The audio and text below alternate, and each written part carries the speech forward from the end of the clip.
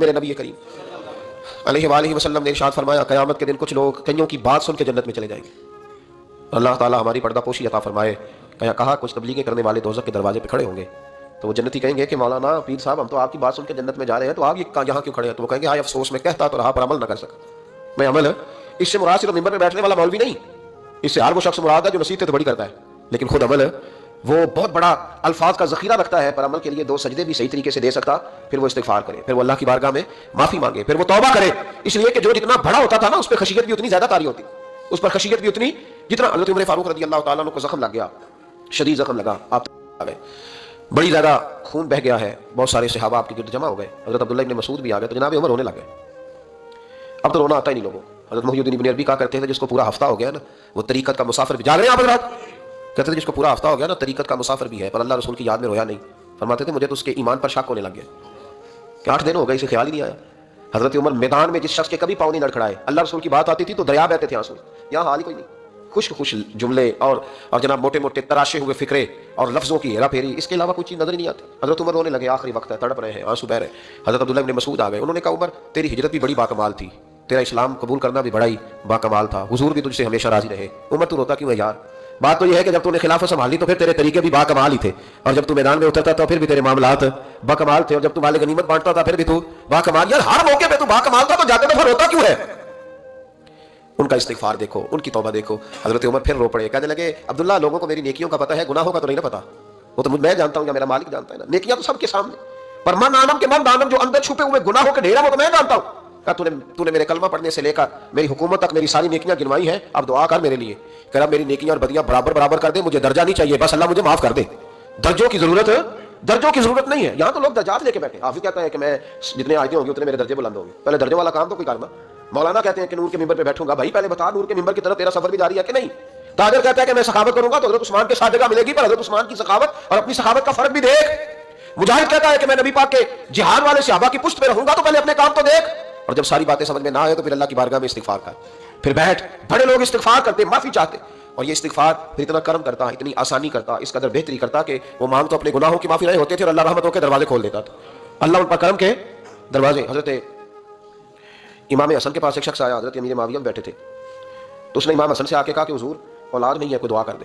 تو جو ہے میری بات پر اب بھی لوگ پیروں کے پاس آتے ہیں نا ماشاءاللہ سے, اللہ خیر فرمائے, تو پیر صاحب اگر وظیفہ بتائے تو وظیفہ چونکہ پڑھنا پڑتا ہے وہ کام مشکل ہے, لہذا تعویذ تو پیروں نے بھی اب ماشاءاللہ بڑی ترقی کر لی, انہوں نے بھی تعویذ چھپوا کے رکھ لی ہے. کون لکھے اتنے تعویذ, جو کہ ہر مرید کو تو تعویذ چاہیے, انہوں نے نا جی تعویذ پکے چھپوا لیے, کچھ نے مورے بنوا لیے. تو دیکھتا رہتا ہوں, میرا شوق ہے نا, میں دیکھتا رہتا ہوں کہ مور لگائی, اس کو باندھا, اللہ خیر کرے. تو اب وہ نفسیاتی معاملہ ہے, ظاہر ہے 100 بندہ تعویذ لے کے گیا تو 1.5 کو تو فرق پڑے گا ہی نا بیچ میں سے. جس کو فرق پڑ گیا اس کا فیس بک پہ دے دیا کہ یہ میری کرامت ہے جی, تو جس کا نہ پڑا جی جڑے محرم راز حقیقت دے, وہ تے راز حقیقت کھول دے نہیں. یہ جنہ ویکھیا نہیں وہ کرن گلاں, جنہ ویکھ لیا وہ تے بول دے ہی نہیں. ہمارے ایک حضرت تھے تو ان کے پاس ہم بیٹھے تھے, نیک آدمی, تو تعویذ دیا تو مرید کہنے لگا حضور دوبارہ کب آؤں, کہنے لگے فرق پڑ گیا تو آ جانا, نہیں تو کہیں اور چلے جانا. اس لیے کہ شیخ عبدالعزیز دباغ رحمۃ اللہ علیہ کے ایک مرید نے کہیں تنقید کر دی تھوڑی سی. یہ لفظ بس نا بہت بڑے ہیں, ان کی میں تشریح نہیں کروں گا, جتنے جملے اتنی بات کر کے بیت جاؤں گا. ان کی تشریح نہیں ہو سکتی, یہ ان کی توضیح نہیں ہو سکتی, کچھ تفصیل نہیں ان کی ہو سکتی, یہ جملے بڑے, میں کوئی تشریح نہیں کروں گا. اس نے کہا کہ حضور فلاں فلاں فلاں فلاں جگہ مجھے پریشانی ہے آپ کے حوالے سے. تو آپ فرمانے لگے میں نے کون سا باندھا ہوا ہے, نہیں سمجھ میں بات آتی تو کہیں اور چلا جا. باندھ کے رکھا نہیں, دروازے کھلے ہوئے, کہیں اور چلا, ختم ہو گئی بات. تنقید کرنے کی ضرورت چھٹی, اس لیے کہ وہ لوگ بہت نہیں بناتے تھے کہ بس ادھر ہی پوجا کرنی ہے کہ کہیں اور نہیں جانا. یہ چھوڑے ہے نا ہمارے چکر چلا ہوا, میرے علاوہ کہیں اور نہ جانا. شیخ عبد الوہاب شرونی فرمایا کرتے تھے یہ تو نقص ہے تیرے اندر کا, یہ تو تیرے اندر کا نقص ہے. اگر تو قابل ہوتا تو کہتا جا سنگیا سارا زمانہ دیکھا, اگر کو میرے جیسا ملا تو چلا جانا, اور اگر میری طرح کا نہ ملا تو پھر کہیں اور جا دیکھا سارا. وہ بھائیو کیا چکر ہے, وظائف لوگ پوچھتے تھے تو ان پہ عمل کرتے تھے, وہ چیزیں فائدہ دیتی. حضرت امام حسن سے آ کے وظیفہ پوچھا, اس شخص نے کہا حضور اولاد کوئی نہیں, تو وظیفہ بتایا, تو آپ نے فرمایا استغفار پڑھا کر. کیا کر, اس نے کہا ٹھیک ہے. تو حضور پھر میں دوبارہ کب آؤں, تو امام حسن کہنے لگے بے اولاد ہے نا تو, استغفار کا وظیفہ بتایا نا, کہا. فرمانے لگے اس وقت آنا جب اللہ تجھے 10 بیٹے عطا کرے گا. کتنے, 2 4 نہیں, 10 ہی کہہ دیے. تو حضرت امیر معاویہ رضی اللہ تعالیٰ دیکھا, کہنے لگے حسن اتنا بڑا دعویٰ, آپ فرمانے لگے میں نے کہہ دیا نا تو اللہ فضل کرے گا. ہاں اللہ خیر کرے گا, خیر ہو جائے گی. وہ شخص کئی سالوں کے بعد آیا, کئی سالوں کے بعد, تو حضرت امیر معاویہ کو بھی ساتھ لایا, کہنے لگا حضور اللہ کے فضل سے اللہ نے 10 بیٹے عطا فرمائے, پورے 10 ہی اللہ نے دیے. تو حضرت امیر معاویہ کہنے لگے جناب بات تو آپ کی سچی ہو گئی, پر مجھے بھی بتائیے وظیفہ کہاں سے لیا. فرمانے لگے قرآن پاک سے, سورہ نوح کی 10 11 12 آیت پڑھو. اللہ فرماتے ہیں تم استغفار پڑھو, میں تمہاری بیٹوں سے بھی مدد کروں گا, مالوں سے بھی مدد کروں گا. تو میں نے استغفار بتائی تھی, اور قرآن میرے اللہ کا ہے, رب کا وعدہ جھوٹا ہو سکتا. فرمایا 10 بیٹے ملنے تھے, میں نے کہہ دیا تھا. اور میرے بھائیو یاد رکھیں, استغفار اللہ کی رحمت نازل کر. ایک ہوتا ہے خوف, ایک ہوتی ہے خشیت.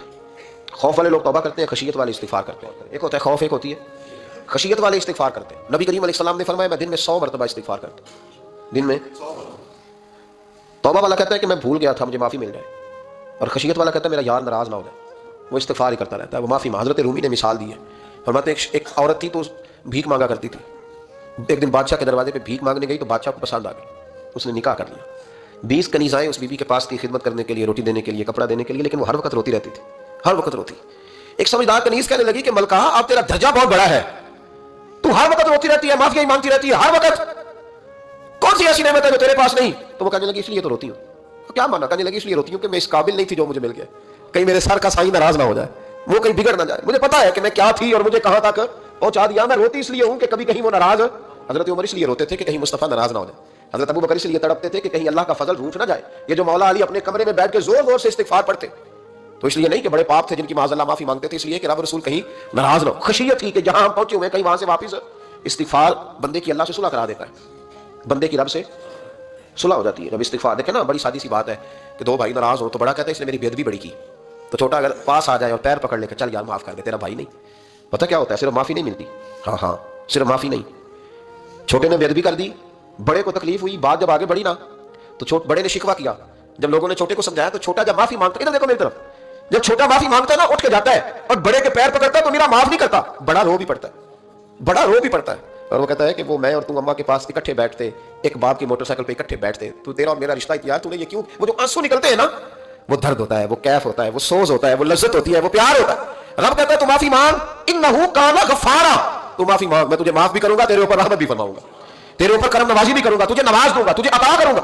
حضرت موسیٰ کلیم اللہ علیہ السلام کا زمانہ مبارکہ تھا, قحط پڑ گیا, بارش نہیں ہوتی.